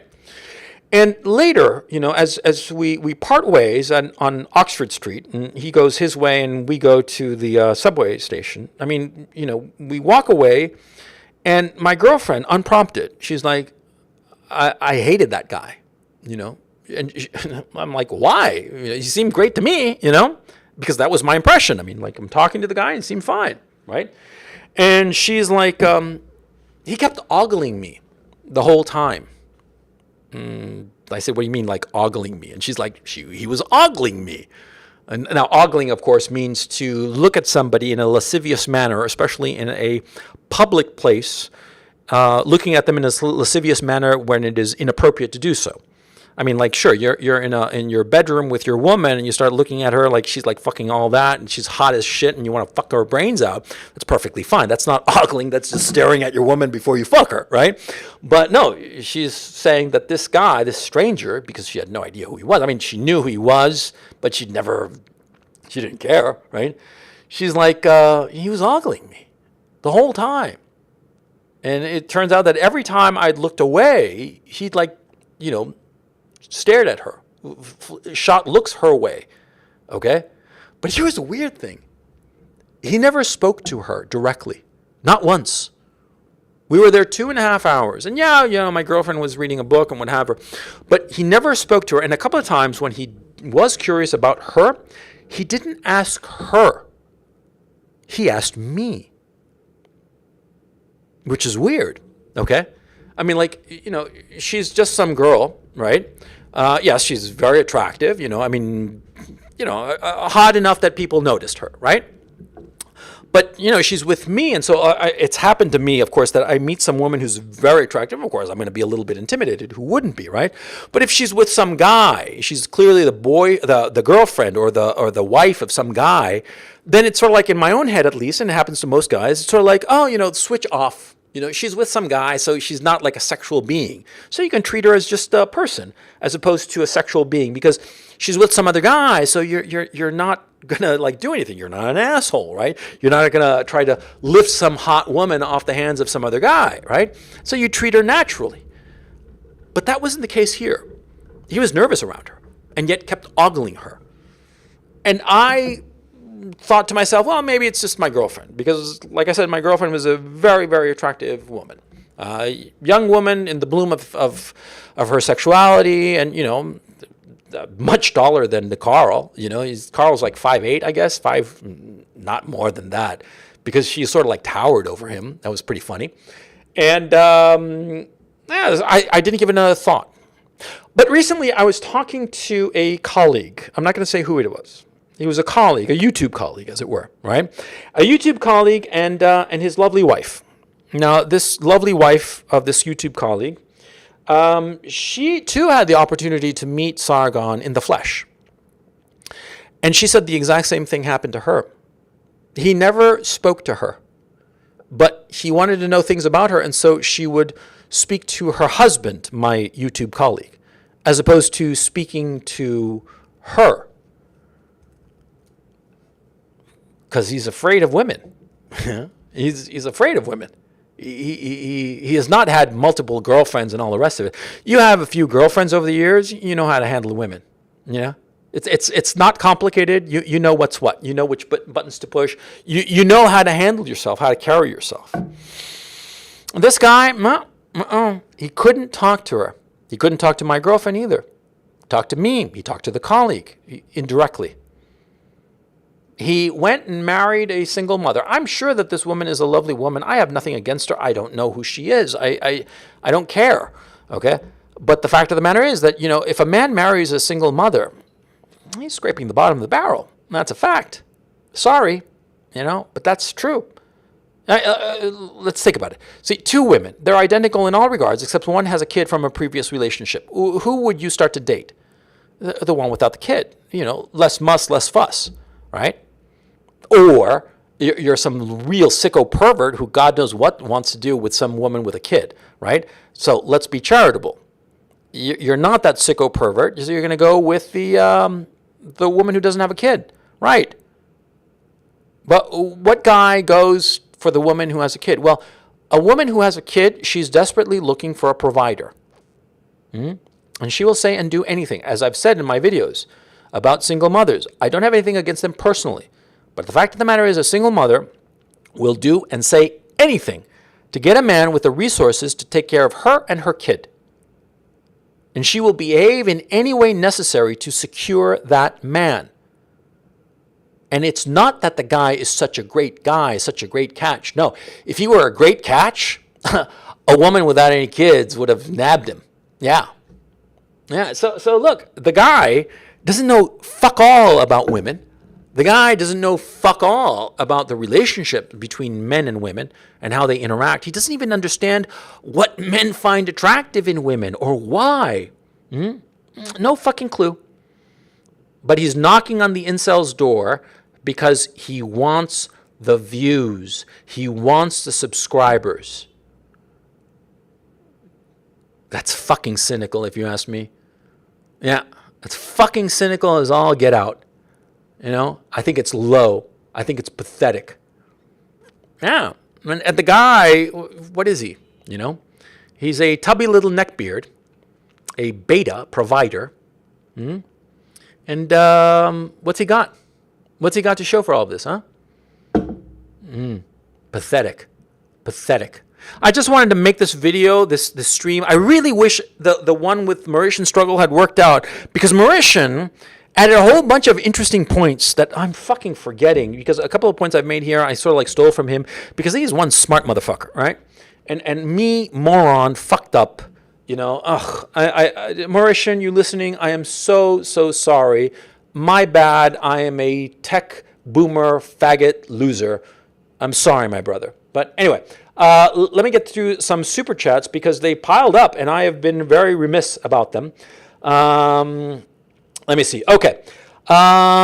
Adjacent Brown 12 says, the Virgin Coach versus the Chad Sargon, you mad cuck? Question mark. Amusing. David, no message, $10. Thank you, David. Very kind of you. David Nino Brown, doing the Lord's work, my good man. Keep it up. Thank you, David. Very kind of you to say. Enlightened Apple fanboy. Grandpa Red Pill uses his weaponized autism for good. Yay! Weaponized autism! Thank you, Enlightened. Solomon Farmers sent twice. He said €2 and then another €2, but no message. Thank you, Solomon Farmers, but, send a message, man. And Samurai Squirrel read about the sex lives of those who rule over us. Bernie Sanders barely worked up the courage to ask out a single mom with 3 kids and marry her. That's just sad, see? That's just fucking sad, if you ask me. Yeah, because look, how's the issue with sex and women? Okay, because I'm assuming that most of my audience are, I'm figuring that it's a big old sausage fest in the chat, right? And that's perfectly fine. But women don't really cotton to me telling the truth or spilling the beans about a lot of shit, right? I mean, all the downvotes of my never marry a single mom, you guessed it, they were by single mothers, yeah, or those cucked out losers who think that it's the heroic thing to wife up a single mother. Good God, how pathetic. But anyway, look, the only time you can wife up a single mother is when you are both in your 50s or older, and her kids and your kids have like left the nest. That's the only time when it's respectable, okay? I know lots of couples who are older, 50 plus, and they had their kids and they were like a second marriage or what have you, and they got together and they had a wonderful marriage together into their old age. Good on them. My sincere congratulations, see? But see, in that case, the woman with the single kids who are already grown and living their lives, see, she's not looking for a guy to provide the resources. She's just looking for a husband who will make her happy, a companion for her life, which is a decent and noble thing. Okay, that's why my issue about single mothers. See, single mothers do it because, again, the conceptual framework, women on their own cannot provide all the resources necessary for a child.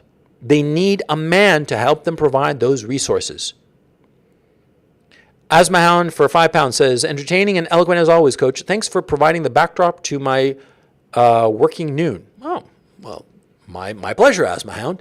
But you see the point I'm trying to make here. It's so essential. It's so important that you understand it. These single mothers, they're not bad people. They are doing the best that they can with the situation that they have, okay? And I'm sure that most single mothers are not thinking in a dastardly way, in a kind of like malicious way, because it's not even them on a conscious level. A lot of times it's a subconscious thing, that they're just settling for the guy because they're desperate. They're panicking. They're freaking the fuck out. Yeah, it's like, look, I was living in New York, right, in the late 90s, right? I met a shit ton of fucking models, right? Hot as can be. I mean, smoking hot, right? Most of them were dead broke. Most of them were dead fucking broke. And I didn't realize it at the time. I didn't quite understand the mechanics of it. Now, as an older man, I understand exactly what was going on. A lot of these models, right, they'd gone out to New York with promises of, being on Vogue and shit like that. Instead of that, they're doing some crappy little, modeling for catalogs and shit like that and getting paid peanuts, right, and living in some hovel somewhere. And it's not even their own place. They're living like 6 girls into a 1-bedroom apartment, right? And all 6 girls are hot as can be, right, but all fucking dead broke and freaking the fuck out, right? And they latch on to any guy who's got some money. Yeah, and they don't even realize that a lot of times they'll convince themselves that they're crazy in love with the guy. And they might even believe it themselves. But what's going on is that their desperation makes them act that ways.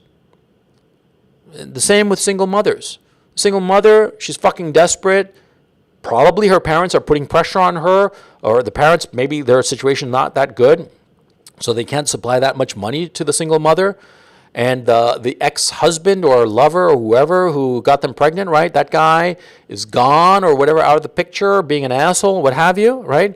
And so she's freaking the fuck out. So she's going to latch on to the first provider who crosses her path. Yeah. The question is, you want to be that guy? You want to be that chump? You want to be the guy who pays for some other guy's mistake? Because that's what's going on here. Samurai Squirrel for $5 says, the Red Pill Group did some kind of coach stream with their viewers. Will you do an incel stream with some of us one day? Sure. I don't even know who the Red Pill Group is. Yeah, sure, whatever. Yeah, it's fun. I mean, talk about incels. Well, we're talking about it now. Okay, but anyway. Well, we're not talking about incels. We're talking about this asshole, cuckold, who thinks that he's going to be teaching us what's what about something he knows nothing about. He is a cynical opportunist, and I wanted to be on record with a video about this. And I deeply regret that with the video. I fucked up. Sorry, Mauritian, once again. But I think that the stream might have done the job. Okay, quick poll here. Chat, did I do the job? Press 1. If this stream was fucking piece of shit, press 0. 1 or 0. Yay or nay? Was this a good stream or a shit stream?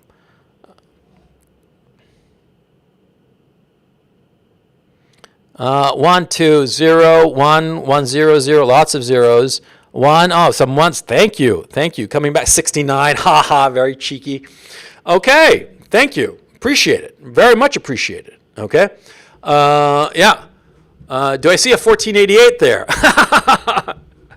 But yeah, I'm so glad. I really appreciate it. Somebody sent me COP 10,000. What the hell is COP currency? I have no idea. It says take care of another man's orgasm and a woman they left behind. No. Fucking A. No. Are you going to be taking care of another man's orgasm? Taking care of another man's spawn? Okay? No. Now we're deep into the stream, so I'll tell you a couple of things. I mean, fuck it, because I've sort of like spilled the beans a couple of other times. Yeah, I got a couple of kids who are being raised by other men. Yeah, okay, and it's one I had no idea for about 15 years, no fucking idea that this was true, and I only came to realize it and find out about it when Facebook hit the scene back in 2008 or whenever the fuck, right? Kid's now like 25 or something. He recently graduated from college, right? I had no fucking idea. It was a thing that happened back in the 90s with some woman that I met. And yeah, that happened. I have no idea. And from the pictures I saw on Facebook, apparently her husband has no idea either. Okay? And I, for one, decided the smart move was to just keep my fucking mouth shut. Okay? Yeah, I'll tell you, but there's no fucking way that this will ever get back to the kid. He has no idea. Okay? So I'll say good in that regard. And another case happened, 12 years ago, where there was an on and off girlfriend, and she wound up deciding that though she was pregnant, she was going to hook up with another guy. And she plugged the kid on him. Yeah, it happens all the time. Okay? All the fucking time. Mm-hmm. I mean, I hate to say it, but, those genetic testings, right? They're cheap. What, a couple $100? $100, but peace of mind, motherfucker. Yeah, because you never know. Okay, you can be absolutely positively sure that the woman you're with is like the most wonderful woman on the face of this earth. Blah blah blah blah blah. But you never know. And you've got the technology, and it's not expensive technology. A couple $100, a couple of cheek swabs, and you're done.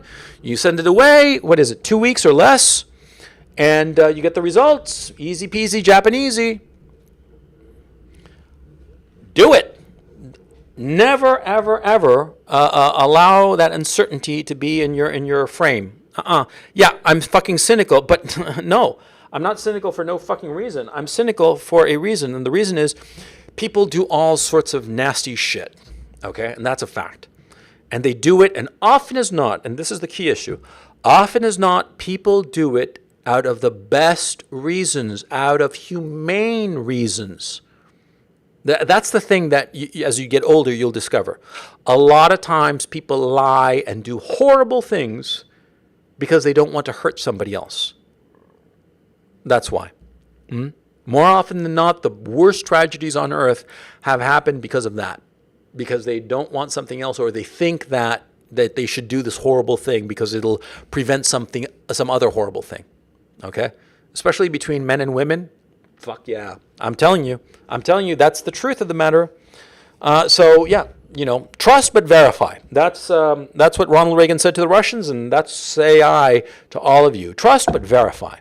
Do I spin many plates? I don't go for the lingo of you kids nowadays. I don't know what you're talking about. Hook up with Sargon's wife? No, thank you. I don't. I don't do cast-offs. Sorry. The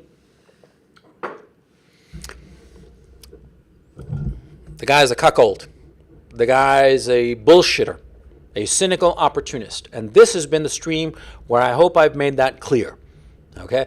Now, I'm going to end this stream, and yeah, because I don't have anything more to say. It's fucking late where I am. It's 7 o'clock.